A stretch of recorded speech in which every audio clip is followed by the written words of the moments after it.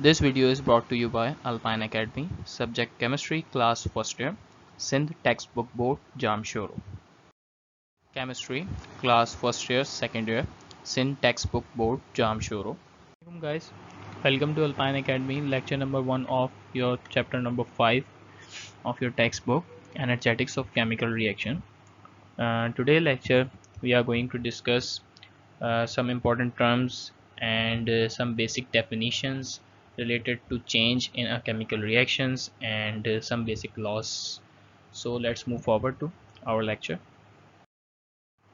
So introduction अगर हम इस चैप्टर का दें तो सबसे पहले हमें ये पता होता है कि हम जहाँ रह रहे हैं इस पूरे यूनिवर्स में एक वर्ल्ड है, फिर प्लैनेट्स हैं एंड फर्दर और जो हमें पता ही भी नहीं है क्या क्या चीज़ें हैं।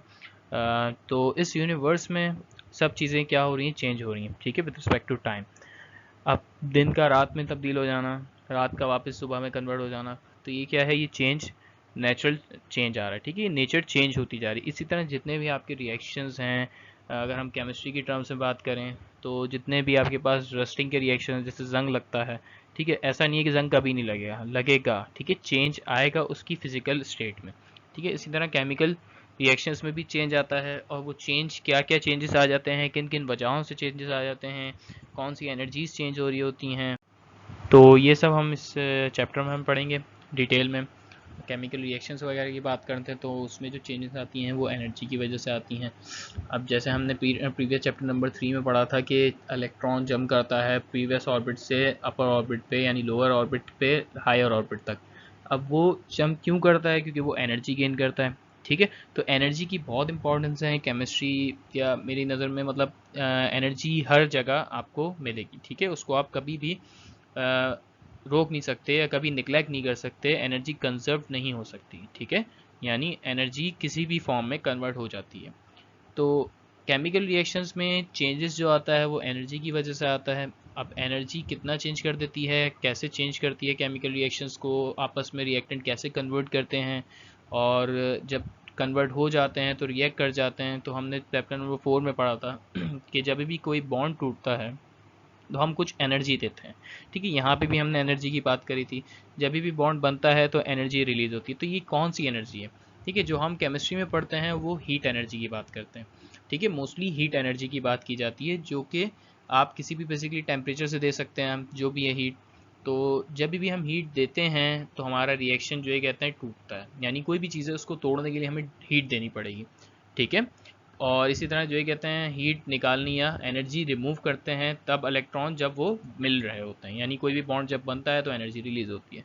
तो बेसिकली यही इंट्रोडक्शन है इस चैप्टर का कि हम इस चैप्टर में पढ़ने क्या वाले हैं, और कौन से रिएक्शंस होते हैं, किस टाइप के रिएक्शंस होते हैं, और हम उस टाइप के रिएक्शन में कौन कौन से प्रिंसिपल्स इन्वॉल्व होते हैं रिएक्ट करते वक्त। तो ये सब हम डिटेल में पढ़ेंगे।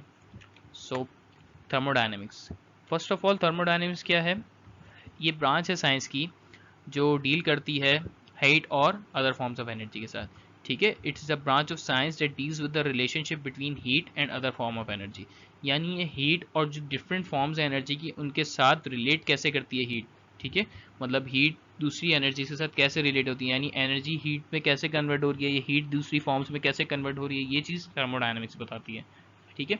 Simply it describes how thermal energy is converted to and form other form of energy and how it affect matters, ठीक है। वही बात है कि थर्मल एनर्जी कैसे कन्वर्ट होती है दूसरी फॉर्म्स में, ठीक है, किसी दूसरी फॉर्म में एनर्जी में, मतलब कैसे कन्वर्ट हो रही होती है सॉरी।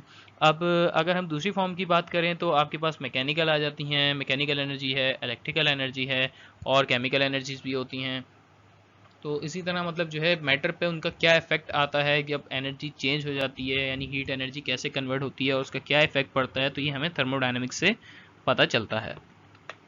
नेक्स्ट है थर्मोकेमिकल रिएक्शन। थर्मोकेमिकल रिएक्शन क्या होता है, थर्मोकेमिकल रिएक्शन सिंपल अगर दो चीज़ों का मिक्सचर है, एक हीट और केमिकल, यानी हीट मिलेगी तो केमिकली जो है कहते हैं एक रिएक्शन होगा, उसको थर्मोकेमिकल रिएक्शंस भी कह सकते हैं, ठीक है। उसके अलावा अगर हम मिक्सचर की बात करें, जैसे हमने इसका मिक्सचर निकाला इसके वर्ड से, तो थर्मोडायनेमिक्स का भी एक मिक्सचर है। ये वर्ड दो चीज़ों के ऊपर डिपेंड कर रहा है, एक तो थर्म यानी heat, and dynamics means movement, ठीक है, मोशन।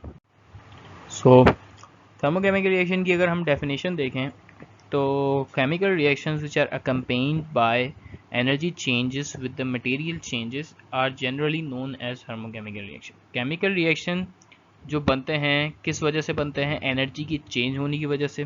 जो एनर्जी में चेंज आता है वो किस वजह से आता है? एनर्जी जो चेंज होती है वो मटेरियल के चेंज होने की वजह से चेंज हो रही है। तो ऐसे रिएक्शंस को थर्मोकेमिकल रिएक्शंस कहा जाता है। ठीक है, और थर्मोकेमिकल आपके पास दो तरीके के रिएक्शंस होते हैं। अगर हम थर्मोकेमिकल रिएक्शंस की टाइप्स पढ़ें तो आपके पास two types of thermochemical reactions are here, which is exothermic reaction and other one is endothermic reaction. अब एक्सोथर्मिक रिएक्शन और एंडोथर्मिक रिएक्शंस क्या होते हैं हम वो आगे देखते हैं। सबसे पहले हमें एक टर्म को अब क्लियर करना होगा कि इंथैल्पी क्या होती है। ठीक है, इंथैल्पी अगर हम डिफाइन करें तो total heat content of your reaction, यानी जितनी हीट उसमें इन्वॉल्व है किसी भी रिएक्शन में वो उसकी इंथैल्पी है। ठीक है, लेट सपोज अगर हमने एक बॉन्ड तोड़ना है, हम उसमें अपनी एनर्जी दे रहे हैं। ठीक है, कोई भी एनर्जी दे रहे हैं। अगर हम बॉन्ड तोड़ रहे हैं H2 का तो उसकी 400 समथिंग कुछ एनर्जी होती है। ठीक है, अगर वो हम एनर्जी दे रहे हैं तो वो जो अप्लाई कर रहे हैं हम एनर्जी वो हमारी इंथैल्पी है। ठीक है, इसी तरह कोई रिएक्शन मिल के बन रहा है, उसमें जो एनर्जी रिलीज हो रही है वो भी हमारी क्या होगी? इंथैल्पी होगी। ठीक है, तो इंथैल्पी है टोटल हीट कंटेंट, यानी हीट कितनी इन्वॉल्व हुई है, कितनी जो है कहते हैं हीट एनर्जी इन्वॉल्व हुई है, उसको हम इंथैल्पी बोलते हैं। ठीक है, basically these are total heat content. अब बात आ जाती है एक्सोथर्मिक रिएक्शन की। सबसे पहले हम एक्सोथर्मिक रिएक्शन देखते हैं। एक्सोथर्मिक रिएक्शन क्या होते हैं? एक्सोथर्मिक रिएक्शन की अगर हम सिंपल इसके वर्ड से मीनिंग निकालें तो इसका ये है कि exo means out and thermic means heat, यानी हीट को बाहर निकालना। ठीक है, ऐसा रिएक्शन जो हीट बाहर निकालता है उसको एक्सोथर्मिक रिएक्शन बोलते हैं। ठीक है, अगर हम इसकी डेफिनेशन देखें तो the chemical reaction which are accompanied by the liberation और emission of energy are called exothermic reaction. तो इसका मतलब ये है कि आपके पास ऐसे रिएक्शंस जिसमें कंप्लीट होते वक्त एनर्जी रिलीज हो रही हो, इमिट हो रही हो और लिबरेट हो रही हो, यानी एनर्जी का बाहर निकलना रिएक्शन में एक्सोथर्मिक रिएक्शन कहलाता है। ठीक है, और जितने भी आपके पास कंबशन रिएक्शन है वो सारे एक्सोथर्मिक होते हैं। कंबशन रिएक्शन का मतलब वो रिएक्शन होता है जो ऑक्सीजन से रिएक्ट करके एक प्रोडक्ट बनाते हैं with the removing of heat, यानी with the by product of heat, या जो भी बोलते हैं हम कि जो भी कंबशन होती है तो आग लगती है। कंबशन का सिंपल मतलब है कि जलना। ठीक है, तो जब भी जला जाएगा, कोई चीज़ जलाई जाएगी तो उसमें से हीट रिमूव होगी। ठीक है, यानी हीट एमिट होगी उसमें से। तो सिंपली आपके पास जितने भी कंबशन रिएक्शन है वो सारे क्या होते हैं? एक्सोथर्मिक रिएक्शन होते हैं। और अगर हम इसको रिप्रेजेंट करें एक्सोथर्मिक रिएक्शंस को तो इसमें इंथैल्पी कहाँ आएगी? इंथैल्पी आपकी प्रोडक्ट साइड पे होगी। लेट सपोज जैसे रिएक्टेंट है। ठीक है, अब रिएक्टेंट जब प्रोडक्ट बना रहा है तो प्रोडक्ट बनाते हुए अपनी हीट भी रिमूव कर रहा है, तो यानी प्रोडक्ट के साथ हीट आएगी। ठीक है, ऐसे रिएक्शन जिसमें रिएक्टेंट मिलके प्रोडक्ट तो बना रहा है और साथ में हीट भी जनरेट कर रहा है, तो उन रिएक्शन को एक्सोथर्मिक रिएक्शंस बोलते हैं। ठीक है, अब exothermic reaction the enthalpy of reactant is greater then the enthalpy of product. इसका मतलब यह है कि टोटल हीट कंटेंट जो रिएक्टेंट का है वो कम होगा और प्रोडक्ट का हीट कंटेंट ज़्यादा होगा। अब कैसे पता चल रहा है? कि जैसे रिएक्टेंट जब रिएक्ट कर रहा है तो प्रोडक्ट बन रहा है, उसके अलावा वहाँ पे हीट भी मिल रही है आपको, तो इसका मतलब वहाँ पे जो एंथैल्पी हो गई वो डबल हो गई, यानी डबल तो नहीं खैर, प्रोडक्ट की एंथैल्पी उसके अलावा हीट जो एक्स्ट्रा जनरेट हुई है वो भी उसमें ऐड हो जाएगी। तो इस हिसाब से प्रोडक्ट की जो एंथैल्पी हो जाती है वो ज़्यादा हो जाती है as compare to reactant enthalpy. ठीक है, ये बात क्लियर हो गई। अब in exothermic reaction change in enthalpy is negative. इसका मतलब ये है कि जब भी आपके पास जो एंथैल्पी चेंज हो रही होती है, यानी enthalpy change means delta H. ठीक है, ये H1 आपकी इंथैल्पी को डिनोट कर रही है। H1 is the enthalpy of reactant and H2 is the enthalpy of product side. ठीक है, डेल्टा एच आपके पास चेंज इन एंथैल्पी कहलाता है। ठीक है, चेंज क्या होता है? चेंज मींस कि आपकी final state of enthalpy minus initial state of enthalpy. अभी फाइनल स्टेट और इनिशियल स्टेट क्या है, हम ये नेक्स्ट आगे देखते हैं कि इनिशियल स्टेट और फाइनल स्टेट क्या होती है। बहरहाल H2 माइनस H1 आपके पास डेल्टा H कहलाता है। ठीक है, ये होता है चेंज इन एंथैल्पी। और इन रिएक्शंस की यानी एक्सोथर्मिक रिएक्शंस की चेंज इन एंथैल्पी बराबर होती है नेगेटिव के। ठीक है, यानी कोई भी टर्म आ जाएगी, कोई भी ऐसा नंबर होगा बट उसको हम नेगेटिव में कंसिडर करेंगे। ठीक है, यानी आपके पास कोई भी एक रिएक्शन लिखा हुआ है उसके आगे delta H is equals to minus some number. ठीक है, कोई भी नंबर लिखा है तो जब भी माइनस आ जाए तो आपने ये समझ जाना है कि यहाँ पे हम कौन से रिएक्शंस को डील कर रहे हैं? एक्सोथर्मिक रिएक्शंस को। ठीक है, एंडोथर्मिक रिएक्शंस क्या होते हैं? अगर हम इसके वर्ड से मीनिंग निकालने की कोशिश करें तो एंडो मीन्स एंटर होने को कहते हैं और थर्मिक मीन्स हीट को कहते हैं। ठीक है, तो एंडोथर्मिक मतलब हीट का अंदर आना। तो यानी ऐसे रिएक्शंस जिसमें हीट को ऐड किया जाता है उनको एंडोथर्मिक रिएक्शंस बोलते हैं। ठीक है, The chemical reactions are accompanied by the absorption of energy are called endothermic reaction. ऐसे रिएक्शंस जो कंप्लीट हो रहे होते हैं with the absorption of energy, यानी कुछ एनर्जी एब्जॉर्ब करने के बाद जो रिएक्शन हो रहे होते हैं उनको हम बोलते हैं एंडोथर्मिक रिएक्शन। ठीक है, अब इसी तरह अगर हम इसको रिप्रेजेंट करें कि एंडोथर्मिक रिएक्शन की रिप्रेजेंटेशन क्या है, तो यहाँ पे ये सिंपल है कि रिएक्टेंट प्लस हीट, यानी हम रिएक्टेंट में कुछ हीट दे रहे हैं तो प्रोडक्ट बन रहा है। ठीक है, यानी हम कुछ एनर्जी रिएक्टेंट साइड पे अप्लाई कर रहे हैं और रिएक्टेंट्स उस एनर्जी को एब्जॉर्ब कर रहे हैं। ठीक है, तो उससे क्या बन रहा है, हमें प्रोडक्ट मिलके दे रहा है। तो ये जो रिएक्शंस की रिप्रेजेंटेशन शो कर रहा है ये एंडोथर्मिक के बारे में कर रहा है। ठीक है, एक्सोथर्मिक में सिर्फ फर्क क्या था कि हीट प्रोडक्ट साइड पे होती थी, उसमें इवॉल्व होती थी, रिलीज होती थी, बट एंडोथर्मिक में हीट दी जा रही होती है। And the total heat content which is enthalpy. ठीक है, हमने क्या पढ़ा था, एंथैल्पी क्या होती है, हमारी टोटल हीट कांटेंट होती है, कितनी हीट इन्वॉल्व है हमारी रिएक्शन में। तो टोटल हीट कांटेंट है रिएक्टेंट की, अब वो कम हो जाएगी किससे, प्रोडक्ट की एंथैल्पी से। ठीक है, यानी आपके पास किसकी एंथैल्पी ज़्यादा है अब यहाँ पे, प्रोडक्ट की एंथैल्पी। तो इस हिसाब से अगर हम इसकी रिएक्शन को समझने की कोशिश करें कि रिएक्टेंट जब मिल रहा था तो हमने उसमें कुछ हीट ऐड करी। ठीक है, अब रिएक्टेंट एंड सम हीट मिल के प्रोडक्ट बन रहे हैं, यानी उसमें जो एनर्जी इन्वॉल्व हो गई वो एक तो अलग से एनर्जी दी, उसके अलावा रिएक्टेंट जो मिल रहे थे उनकी अपनी एनर्जी, तो प्रोडक्ट की एनर्जी क्या हो जाएगी, एक्स्ट्रा हो जाएगी, यानी प्रोडक्ट में एनर्जी ज़्यादा आ जाएगी। तो इस वजह से जो टोटल इंथैल्पी होगी प्रोडक्ट की वो रिएक्टेंट से ज़्यादा होगी। इसी तरह एक्सोथर्मिक में क्या था कि प्रोडक्ट साइड पे हीट निकल रही थी, यानी रिएक्टेंट में इतनी ज़्यादा एनर्जी थी पहले से ही कि जब वो रिएक्ट कन्वर्ट हो गए प्रोडक्ट में तो उसमें से और एनर्जी भी रिलीज हो गई, तो इसका मतलब इंथैल्पी ऑफ रिएक्टेंट वहाँ पे बहुत ज़्यादा था as compare to product. But endothermic में क्या है कि प्रोडक्ट की इंथैल्पी ज़्यादा होती है और रिएक्टेंट की इंथैल्पी कम होती है।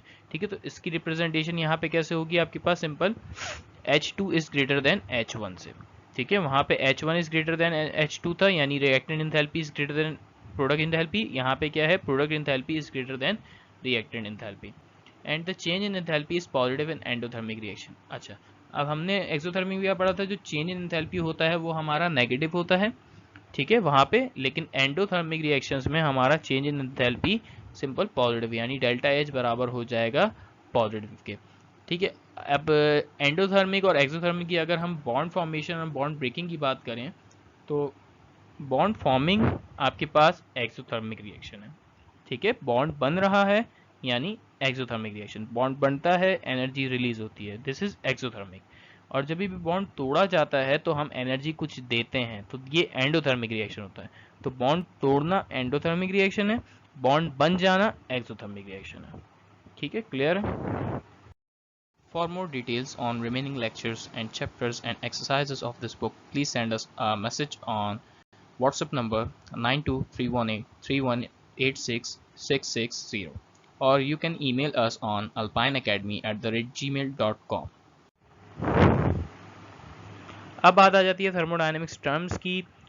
सो द प्रॉपर्टीज और changes of the matter are usually investigated by the controlled experiment.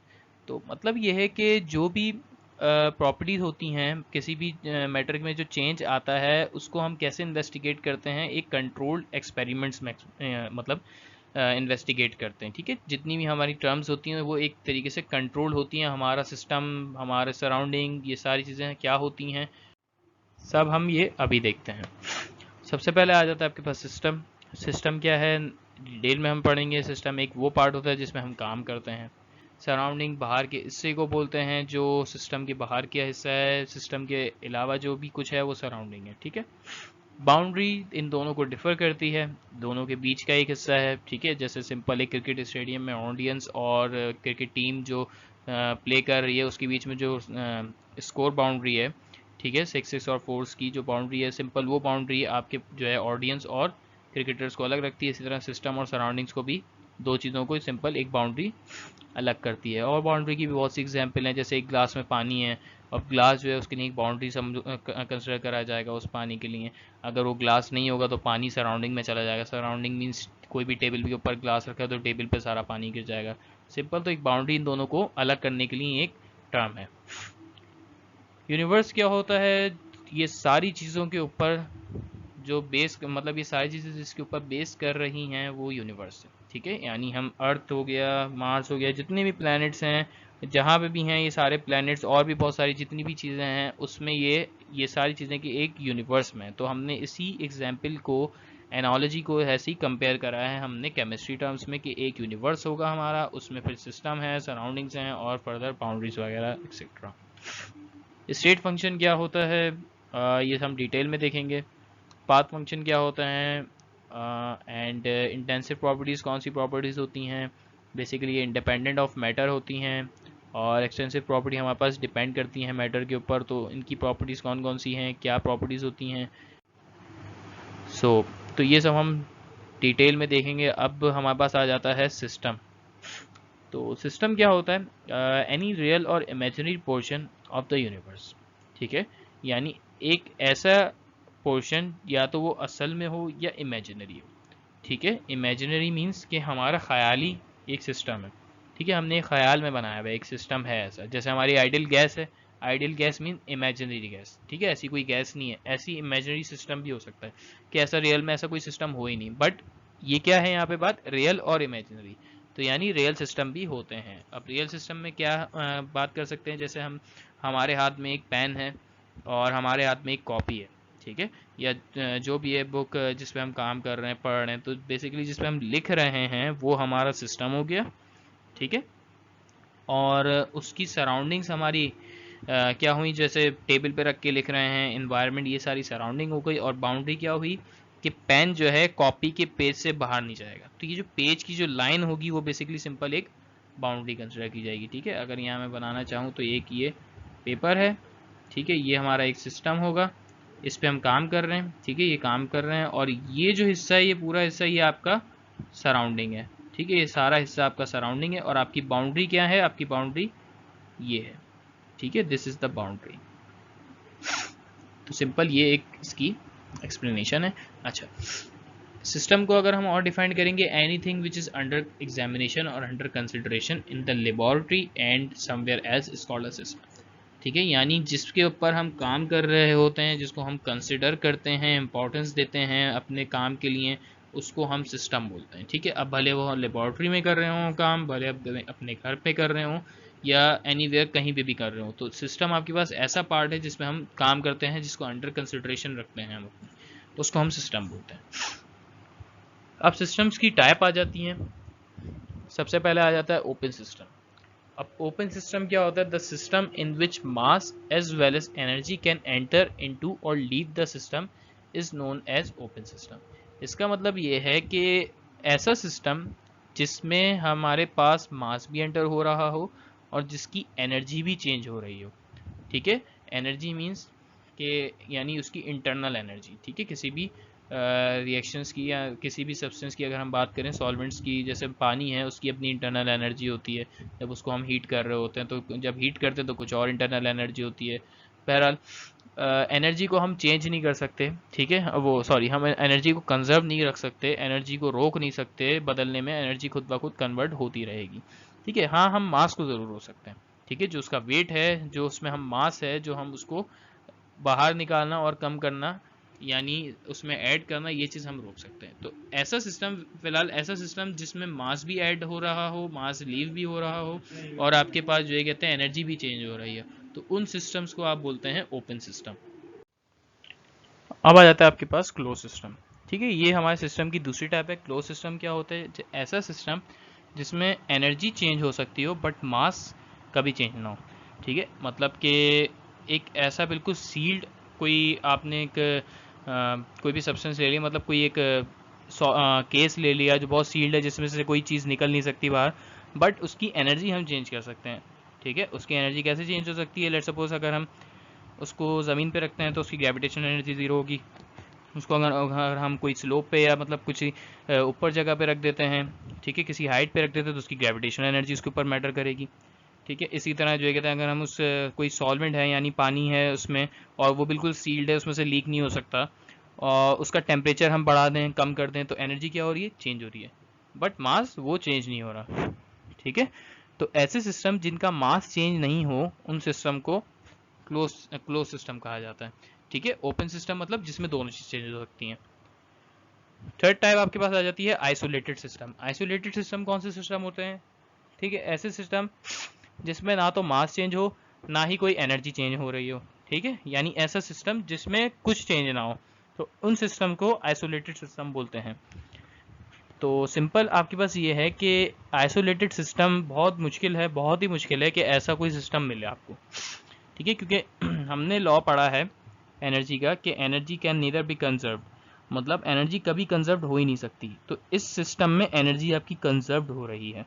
तो ऐसा कोई सिस्टम ही नहीं है जिसमें आपकी एनर्जी कंजर्व हो। एनर्जी खुद ब खुद अपनी फॉर्म चेंज करके इनकंजर्व हो जाएगी, यानी एनर्जी चेंज हो जाएगी दूसरी फॉर्म से। बट यहाँ पे अब लिखा जा रहा है कि energy can not be change. ठीक है, सिस्टम और सराउंडिंग में एनर्जी चेंज नहीं हो सकती। तो ऐसा कोई सिस्टम नहीं है जिसमें एनर्जी चेंज ना हो। तो आइसोलेटेड सिस्टम आपके पास एक तरीके से इमेजिनरी सिस्टम है। ठीक है, तो वही बात आ गई कि एनी रियल और इमेजिनरी पोर्शन। तो ये हमारे पास इमेजिनरी पोर्शन है, और रियल पोर्शन कौन से? Open system and close system. ठीक है, क्लियर हो गया।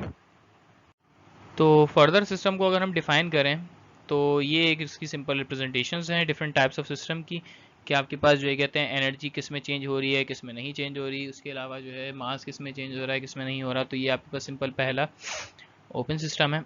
इसमें क्या हो रहा है कि आपकी जो जितनी एनर्जी है, एक तो वो हीट के ज़रिए पास हो रही है। ठीक है, हीट चेंज हो रही है, उसके अलावा आपके पास मास भी चेंज हो रहा है, क्योंकि इस फ्लास्क का मास जो है, मतलब फ्लास्क का जो माउथ है वो ओपन है। ठीक है, ऊपर से, तो यानी आपके पास मास भी चेंज हो सकता है। इसमें से हम पानी कम कर सकते हैं, पानी ज़्यादा कर सकते हैं। तो ये सिंपल ओपन सिस्टम की एक एग्जांपल है। ठीक है, या दूसरी एग्जांपल अगर आप देखना चाहें तो रोज़ आप कोई ना कोई तो चाय पीता ही होगा। तो सिंपल चाय क्या है, वो भी ओपन सिस्टम की एग्जाम्पल है। अब कैसे एग्जाम्पल हो सकती है ओपन सिस्टम की? जो आपके पास सिस्टम है वो चाय है, ठीक है, और बाउंड्री जो है उस कप है। ठीक है, कप आपकी बाउंड्री हो जाएगी, सराउंडिंग्स आपके रूम है। ठीक है, अब रूम की जो बाहर की दुनिया है वो क्या है? यूनिवर्स। तो ये सारी चीज़ें कहाँ हैं? ये यूनिवर्स में हो रही हैं। तो सिंपल चाय में जो टेम्परेचर का चेंज आता है, गर्म चाय ठंडी हो रही है, तो ये एनर्जी चेंज आ रहा है, तो एनर्जी भी चेंज हो रही है। मास कैसे कम हो रहा है? चाय को आप पी रहे हो, तो यानी चाय कम होती जा रही है। तो ये कौन सा सिस्टम होता है? Open system. ठीक है, इसी तरह दूसरे सिस्टम्स भी हैं, क्लोज सिस्टम, जिसमें आपके पास हीट यानी एनर्जी तो चेंज हो रही है, बट आपके पास मास क्या है? वो कंजर्व रहता है। ठीक है, मास कभी चेंज नहीं होता ऐसे सिस्टम्स में, तो उसको आप बोलते हैं क्लोज सिस्टम। दूसरा सिस्टम आपके पास आ जाता है आइसोलेटेड सिस्टम। ठीक है, थर्ड सिस्टम जो है। अब आइसोलेटेड सिस्टम में क्या होता है कि ऐसा सिस्टम जहाँ पे एनर्जी भी चेंज ना हो रही हो। ठीक है, अभी हमने इसको डिटेल में पढ़ा। तो ऐसे सिस्टम जहाँ पे एनर्जी चेंज नहीं हो रही, जैसे ये फ्लास्क है, इसकी सराउंडिंग्स हमने कुछ इंसुलेटेड मटेरियल्स या कुछ इंसुलेटेड इंसुलेशंस कर दी हैं। इंसुलेशंस मतलब वो होती हैं जो इलेक्ट्रिसिटी को भी रोकती हैं, उसके अलावा कुछ इंसुलेशंस ऐसी होती हैं जो हीट को रोकती हैं। ठीक है, जैसे नॉर्मल हम घरों में जो ये कहते हैं जो इंसुलेटेड वॉल्स यूज़ करते हैं, तो वो किस लिए यूज़ करते हैं? ताकि हीट एनर्जी कम हो। ठीक है, हीट ट्रांसफ़र कम हो रहा हो, तो इसके लिए हम इंसुलेटेड वॉल्स, और बड़ी बड़ी कंपनीज जो हैं वो सारी भी इंसुलेटेड वॉल्स यूज़ कर रही होती हैं ताकि हीट ट्रांसफ़र रेट कम हो सके, यानी एनर्जी कम ट्रांसफ़र हो, यानी गर्म हवा बाहर से कम अंदर आए। और एसी जो चलाते हैं लोग कंपनीज में, तो वो एसी थोड़ा ज़्यादा चिल्ड रखे उनके रूम्स को, उनके ऑफिस को। ठीक है, तो इसलिए इंसुलेटेड या इंसुलेशन बहुत ज़रूरी होती है ताकि एनर्जी को हम रोक सकें, ख़त्म ना कर सके कन्वर्जन उसकी। हम एनर्जी को चेंज होना कम कर सकते हैं, लेकिन बिल्कुल ख़त्म नहीं कर सकते। ठीक है, बिल्कुल आइसोलेटेड हम नहीं बना सकते। ऐसा सिस्टम बहुत मुश्किल है कि आइसोलेटेड सिस्टम हो। ठीक है, तो ये सिंपल रिप्रेजेंटेशन है। अब अगर हम कंटिन्यू करें थर्मोडायनेमिक्स टर्म्स को, तो सबसे पहले उसके बाद आ जाती है सिस्टम के बाद सराउंडिंग्स आ जाती हैं। सराउंडिंग क्या पोर्शन होता है? सराउंडिंग वो पोर्शन होता है जो सिस्टम के बाहर का हो। ठीक है, all the remaining portion of the universe which can effect the system is called surrounding. यानी ऐसा पोर्शन, सिस्टम के बाहर का जितना भी पोर्शन है वो सारा क्या है? सराउंडिंग्स हैं, जो सिस्टम को चेंज करने की कोशिश करता रहता है। ठीक है, जैसे इनकी एनर्जी एब्जॉर्ब करवाता है, कभी एनर्जी इमिट हो रही होती है तो एनर्जी गेन कर लेता है। तो सिस्टम जो चेंजेस होती हैं सिस्टम के ऊपर, वो उसका इम्पैक्ट सराउंडिंग्स पे भी पड़ता है। और सराउंडिंग जो चेंजेस करवाता है सिस्टम पे, तो सिस्टम के ऊपर भी इम्पैक्ट पड़ता है। तो दोनों एक दूसरे से डायरेक्टली लिंक्ड है। थर्ड टर्म आपके पास बाउंड्री कहलाती है। एनी रियल और इमेजिनरी लाइन और wall which separate the system from its surrounding is called boundary. तो सिंपल आपकी बाउंड्री क्या है, एक एनी रियल और इमेजिनरी लाइन। रियल और इमेजिनरी लाइन का मतलब बाउंड्री क्या कह सकते हैं कि सिंपल आपके पास या तो जैसे चाय का मैंने आपको एग्जांपल दी, चाय के जो कप है, cup of T, the cup is a boundary for T and from room. Okay, तो आपके पास जो सिंपल कप होगा वो बाउंड्री होगी, और आपके पास जो सिस्टम है वो आपके चाय होगा, और जो कहते हैं सराउंडिंग्स जो है आपका रूम जिसमें आप बैठ के चाय पी रहे हो। तो बाउंड्री सिंपल दो चीज़ों को अलग करती है, सिस्टम को सराउंडिंग से अलग करती है, बट उनकी कन्वर्जेंस को नहीं रोकती। ठीक है, बाउंड्री जो है कन्वर्जन को नहीं रोकती है।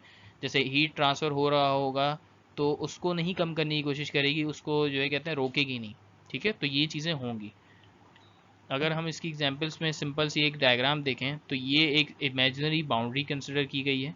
ठीक है, जिसको हम रिप्रेजेंट कर रहे हैं डॉटेड लाइन से। तो ये आपके पास एक बाउंड्री है, और अंदर आपके पास जो हम जिसके ऊपर जिस चीज़ पे काम करते हैं, वो चीज़ जो हमारी अंडर कंसिडरेशन होती है, उसको हम सिस्टम बोलते हैं। ठीक है, तो ये हमारे पास सिस्टम है। और फर्दर जो बाउंड्री और सिस्टम को डिफ़र करती है, वो बाउंड्री किससे डिफ़र कर रही होती है, सराउंडिंग से डिफ़र कर रही होती है। यानी बाहर का जितना भी पोर्शन है हमारे यूनिवर्स का, वो हमारी सराउंडिंग्स है। उसके अलावा दूसरी टर्म्स आपके पास क्या हैं, स्टेट। स्टेट क्या होती है, किसी भी एक लोकेशन को बोला जाता है।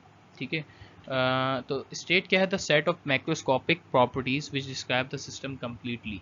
यानी स्टेट आपके पास वो जगह है जहाँ पे आपका सिस्टम कम्प्लीटली डिफाइंड हो with the help of macroscopic properties. अब ये मैक्रोस्कोपिक प्रॉपर्टीज क्या होती हैं, सिंपल आपके पास जो है ऐसी प्रॉपर्टीज किसी भी सिस्टम की, so the properties of the system which can be measured easily for bulk of molecule are called macroscopic properties। ऐसी प्रॉपर्टीज जो सिस्टम के ज़्यादा मॉलिक्यूल्स के लिए मेजर, मतलब ज़्यादातर मॉलिक्यूल्स को मेजर कर सकें हम, उन प्रॉपर्टीज़ को हम मैक्रोस्कोपिक प्रॉपर्टीज़ बोलते हैं। ठीक है, तो उनमें कौन कौन सी आपके पास आ जाती हैं, सिंपल मैक्रोस्कोपिक प्रॉपर्टीज़ में आपके पास आ जाती हैं, वॉल्यूम आ जाता है, प्रेशर हो गया, टेम्परेचर हो गया। तो ये सारी चीज़ें क्या है, आपकी मैक्रोस्कोपिक प्रॉपर्टीज़ हैं। इनिशियल स्टेट, इनिशियल स्टेट क्या है, चैप्टर नंबर 3 में आपको अगर याद हो तो इनिशियल स्टेट हमने ये पढ़ा था कि जब इलेक्ट्रॉन अपनी इनिशियल स्टेट पे क्या एनर्जी होती है, उसकी फाइनल स्टेट पे क्या एनर्जी होगी। तो ये हमने सारी चीज़ें हमने पढ़ी थी। तो इनिशियल स्टेट आपकी वो स्टेट होती है कि जिसमें आपके पास कोई वर्क नहीं हुआ हो किसी भी सिस्टम पे। यानी अगर हम इलेक्ट्रॉन की बात करें तो उसमें क्या है कि हमने उसको एनर्जी नहीं दी अभी तक, यानी वो अपनी पहली स्टेट पे ही घूम रहा है, यानी उसकी वो इनिशियल स्टेट हो गई। ठीक है, अब जब हम उसको एनर्जी कुछ देंगे, यानी वो उसकी स्टेट फाइनल स्टेट कहलाएगी। तो कुछ सिस्टम जब वर्क कर लेता है उसके बाद जब स्टेबल हो जाता है तो वो स्टेट उसकी फाइनल स्टेट कहलाती है। ठीक है, इनिशियल स्टेट वो स्टेट होती है जब सिस्टम कोई वर्क ही नहीं कर रहा। फाइनल स्टेट वो स्टेट जब सिस्टम ने कुछ वर्क किया हो। चेंज ऑफ स्टेट क्या है, चेंज ऑफ स्टेट आपके पास सिंपल डिफरेंस है इनिशियल और फाइनल स्टेट का। चेंज ऑफ स्टेट आपके पास सिंपल फाइनल माइनस इनिशियल से निकलता है। ठीक है, it is the difference between the initial and the final state of the system. State function and path functions. State functions क्या है, a property of a system that depends only the state of the system। state function वो properties होती हैं system की जो सिर्फ states पे depend करती हैं। मतलब कि initial state क्या है, उसके बाद सिस्टम ने क्या काम किया, कैसे काम किया, उसमें किसने काम करवाया उससे। ठीक है, सराउंडिंग ने उससे ज़बरदस्ती काम करवाया, उसके बाद जो उसकी चेंज हुई स्टेट, तो उसके बाद जो उसकी प्रॉपर्टीज़ होंगी ठीक है वो डिफरेंट होंगी। तो सिंपल स्टेट फंक्शन ये है जो डिपेंड करता है different types of states of system के ऊपर। यानी सिस्टम की जितनी स्टेट्स हैं और प्रॉपर्टीज़ उसके ऊपर हर वक्त अलग अलग शो हो रही होंगी। तो जितनी भी प्रॉपर्टीज़ ऐसी हैं जो सिंपल स्टेट पे डिपेंड करती हैं उनको हम स्टेट फंक्शन बोलते हैं। अब पाथ फंक्शन क्या होता है, a property of a system that depends on the path by which the system achieved a particular state। Path function आपके पास वो फंक्शन होता है, यानी एक ऐसी प्रॉपर्टी है सिस्टम की जो डिपेंड करती है पाथ के ऊपर, यानी एक रास्ते के ऊपर। यानी आपकी कुछ प्रॉपर्टीज ऐसी होती हैं जो वे ढूंढती हैं कि उस वे पे जाएंगी तो एक सिस्टम की नई स्टेट को अचीव कर जाएंगी। ठीक है, इसी तरह जैसे वर्क है, अब सिस्टम जब वर्क करता है तो एक पाथ के ज़रिए वर्क करता है, ठीक है। हर वर्क यूज़फुल नहीं होता। जैसे अगर एक लेट्स सपोज एक ब्लॉक है, ठीक है, अब इस ब्लॉक को अगर यहाँ से मुझे एक स्लोप है ये ब्लॉक, ठीक है, इसकी रिप्रेजेंटेशन अगर मैं ऐसे दिखाऊं तो एक ब्लॉक आपके पास ये एक स्लोप है, उसके ऊपर एक ब्लॉक रखा हुआ है ठीक है। अब ब्लॉक जो है मूव नहीं कर रहा है इस स्लोप पे, तो अब मुझे इसको मूव कराना है, ठीक है। अब अगर मैं इसको फोर्स दे रहा हूँ यहाँ से, तो मेरी कम फोर्स लग रही होगी, मुझे कम मेहनत करनी पड़ेगी। और अगर मैं कोशिश करूँगा मैं इस ब्लॉक को मुझे मूव कराना है इसी डायरेक्शन में, लेकिन मैं फोर्स लगा रहा हूँ यहाँ से, तो मैं क्या कर रहा हूँ, उलट काम कर रहा हूँ ठीक है, ये गलती कर रहा हूँ। तो ये तरीका नहीं है फोर्स लगाने का। तो ये तरीका मतलब ये रास्ता गलत है फोर्स लगाने का। तो इसके लिए कौन सा रास्ता ठीक है, ये वाला, ठीक है, ये रास्ता जो है इसके लिए ठीक है। तो इसी तरह जो है कुछ प्रॉपर्टी ऐसी होती हैं सिस्टम की जो पाथ के ऊपर डिपेंड कर रही होती हैं कि किस पाथ पे मूव करके, किस पाथ पे जाके वो सिस्टम की एक नई स्टेट को अचीव कर सके, ठीक है। तो आपके पास जो पाथ फंक्शन होते हैं वो सिर्फ मोस्टली आपके पास दो ही होते हैं, ठीक है, और भी हो सकते हैं, क्योंकि मेरी नॉलेज में सिर्फ अभी तक वर्क है और एक हीट है, ठीक है। वर्क पाथ फंक्शन क्वांटिटी है, प्रॉपर्टी है सिस्टम की, उसके अलावा हीट भी पाथ। तो हीट और वर्क जो है आपके सिंपल पाथ फंक्शंस हैं। इसी तरह जो आपकी एनर्जी हैं और दूसरी कुछ प्रॉपर्टीज़ हैं वो आपकी स्टेट फंक्शन, जैसे टेम्परेचर हो गई एक्सेट्रा। अब बात आ जाती है मैक्रोस्कोपिक प्रॉपर्टीज़ के ऊपर। मैक्रोस्कोपिक प्रॉपर्टीज़ हमने अभी प्रीवियसली पीछे पढ़ा है कि मैक्रोस्कोपिक वो प्रॉपर्टीज़ होती हैं सिस्टम की जिसको हम इजीली मेजर कर सकते हैं बहुत सारे मॉलिक्यूल्स के लिए, तो उसको आप मैक्रोस्कोपिक प्रॉपर्टीज़ बोलते हैं। अब आपके पास मैक्रोस्कोपिक प्रॉपर्टीज़ फर्दर दो प्रॉपर्टीज़ में डिवाइड होती हैं। कुछ हैं आपके पास इंटेंसिव प्रॉपर्टीज़ और कुछ हैं आपके पास एक्सटेंसिव प्रॉपर्टीज़, ठीक है। इंटेंसिव प्रॉपर्टीज़ क्या हैं, इंटेंसिव प्रॉपर्टीज़ वो प्रॉपर्टीज़ होती हैं सिस्टम की जो डिपेंडेंट होती हैं, इंडिपेंडेंट होती हैं किस पे, क्वांटिटी ऑफ मैटर के ऊपर। यानी वो मैटर की क्वांटिटी पे डिपेंड नहीं कर रही, चाहे जितनी भी क्वांटिटी हो उसकी प्रॉपर्टीज़ को मेजर करके दे रही होंगी, ठीक है, उस सिस्टम की। तो अब उसमें कौन कौन सी आ जाती हैं, मेल्टिंग पॉइंट, ठीक है। आपके पास भले जितना भी सॉलिड बड़ा हो, कितना भी बड़ा सॉलिड हो, वो मेल्ट अपने एक पर्टिकुलर टेम्परेचर के ऊपर होगा, ठीक है। आपके पास एक बर्फ़ का पीस है, मतलब 1 क्यूबिक मीटर बर्फ़ है, और आपके पास एक जो है कहते हैं सिंपल 1 मिलीमीटर क्यूब है, क्यूबिक मिलीमीटर बर्फ़ है, ठीक है, जो आइस है बहुत छोटा होगा। तो उसका मेल्टिंग पॉइंट और इतने बड़े वाले पीस का मेल्टिंग पॉइंट भी एक ही होगा। यानी वो क्वांटिटी के ऊपर डिपेंड नहीं कर रहा, ठीक है, उसकी नेचर के ऊपर डिपेंड कर रहा है। उसकी एक फिक्स क्वांटिटी है, मतलब टेम्परेचर की है, उसकी एक नेचर है कि इतने टेम्परेचर के ऊपर भले जितना भी बड़ा बर्फ़ हो या जितना छोटा बर्फ़ हो, इतने से मतलब 0 डिग्री के ऊपर वो मतलब 0 डिग्री के बाद मेल्ट होना शुरू हो जाएगा, ठीक है। तो इंटेंसिव प्रॉपर्टीज आपके पास सिर्फ इंडिपेंडेंट है, इसके नाम से भी पता चलता है। इंटेंसिव से अगर इसको याद रखना चाहे तो इंटेंसिव से इंडिपेंडेंट निकला, ठीक है, मतलब एक तरीके से इन इन दोनों का कॉमन है, तो आप इंडिपेंडेंट ऐसे इंटेंसिव से याद रख सकते हो भले ठीक है। बॉइलिंग पॉइंट आपके पास ये भी सेम होता है हर किसी का।